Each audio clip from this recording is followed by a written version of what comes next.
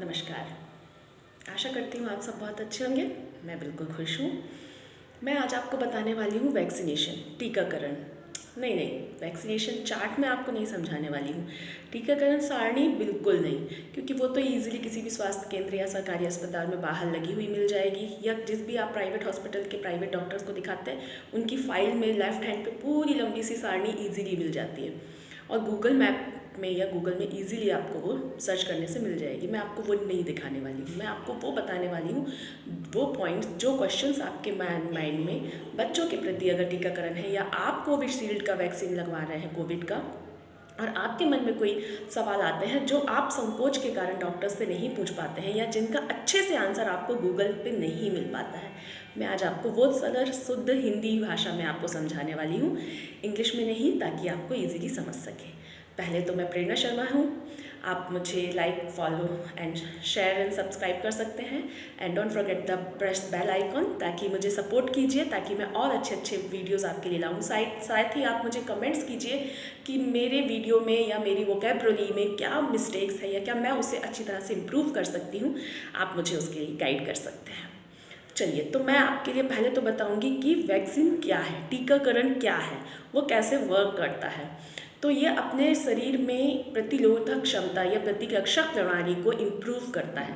एक particular disease के लिए एक पर्टिकुलर वैक्सीन है। हर एक डिसीज़ के लिए हर एक तरह से वैक्सीन है, जो आपके इनहेल बॉडी इनको जो प्रतिरक्षा प्रणाली है, इम्यूनिटी सिस्टम है, उसको इम्प्रूव करेगा, ताकि आप उसके प्रति पहले से ही सचेत रहें, पहले से ही वो बैक्टीरिया, वो वायरस, वो आपकी बॉडी में जैसे ही एंटर हो तो पहले ही अपनी बॉडी एक इम्यून सिस्टम, एक पूरा इम्यूनिटी क्रिएट करते, और ताकि उसे पता हो कि इस वैक्सीन, इस बैक्टीरिया या इस वायरस से हमें कैसे लड़ना है। ठीक है, जैसे हम चोरी होने के बाद सीसीटीवी कैमरा लगाएं या वॉचमैन रखें तो कोई मतलब नहीं। हमें अपनी सोसाइटी में पहले ही वॉचमैन रखना होगा, ताकि हमारा घर, हमारे बच्चे, हमारा परिवार सुरक्षित रहे।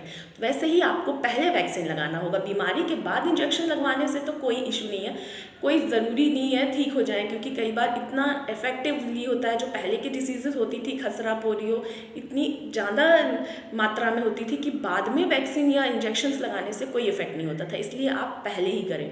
अगर 0.0001 पॉइंट भी वायरस रह गया है तो आपको बाद में उसका इलाज करने से आप शायद ठीक हो या ना हो ना, तो रिस्क क्यों लेना। ज़िंदगी की 2 बूंद पोलियो के लिए आप पहले ही पी लें। अब आप ये मत सोचें कि हमारे सोसाइटी में तो, हमारे कम्युनिटी में तो अब पोलियो बचा नहीं है। 2014 के बाद तो अमिताभ बच्चन ने बोल दिया कि इंडिया पोलियो मुक्त है, तो अब हमें पोलियो की 2 बूंद पीने की क्या आवश्यकता है। ऐसा बिल्कुल नहीं है। पोलियो की 2 बूंद पीने के लिए फ्री है, बच्चों को आप ज़रूर पिलाएं। और आप भी, अब आप ये मत सोचें बड़ों के लिए कि कोविड अब तो बचा नहीं है, हमारे इंडिया में उतना कोविड नहीं हो रहा है, या कोविड होता भी है तो आके चला गया, हमको भी कोविड हुआ था, हम ठीक हो गए। नहीं, आपको कोविड के भी कोविशील्ड या कोवैक्सीन जो भी है, उसके 3 वैक्सीन्स आपको लगवाने हैं, बिल्कुल लगवाने हैं, सभी ज़रूरी है। मैं आपको और लंबा वैक्सीन पे ही सिर्फ नहीं करूँगी, क्योंकि ये बहुत लंबा वीडियो हो जाएगा। पर आप क्या, इसके बारे में आपके क्या क्वेश्चंस हैं, आप कमेंट में लिखें। अब मैं आपको बताऊंगी कि बच्चों के लिए कब वैक्सीन लगना है, वो भी आपको इजीली गूगल पे या आपके चार्ट में, आपके जब बच्चे पैदा होते हैं तो फर्स्ट आपको एट द बर्थ वैक्सीन लगाने के बाद आपको डॉक्टर डेट लिख देता है कि कब आपको नेक्स्ट वैक्सीन लगना है, 1.5 महीने, 2.5 महीने, 3.5 महीने में कब कैसे लगना है, तो वो आपको ईजिली मिल जाएगा, आपको ईजिली याद हो जाएगा। पर आपको इम्पॉर्टेंट क्या याद रखना है कि आपको उसी समय पे लगवाना है। अब आपके मन में दिमाग आता है कि 2-3 दिन हो गए या 1 हफ्ते हो गया, अब हम छोड़ दें तो ना लगवाएं। नहीं, ऐसा नहीं है।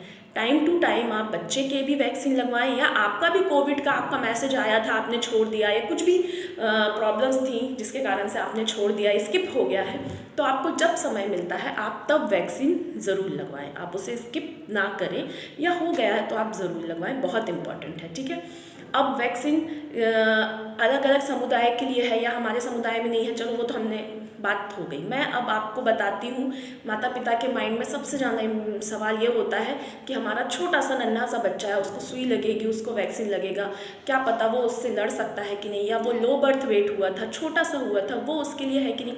तो आपके बच्चा जब सर्दी खांसी से लड़ सकता है, सर्दी खांसी जैसे बड़े बड़े बैक्टीरियाज उसकी बॉडीज़ में जाते हैं, उसके लिए वो लड़ता है ना, उससे बहुत छोटे ये वैक्सीन्स होते हैं। इनकी इम्यूनिटी इनके बॉडी वेट के हिसाब से, बच्चों के वज़न के हिसाब से ही उन्हें दिया जाता है।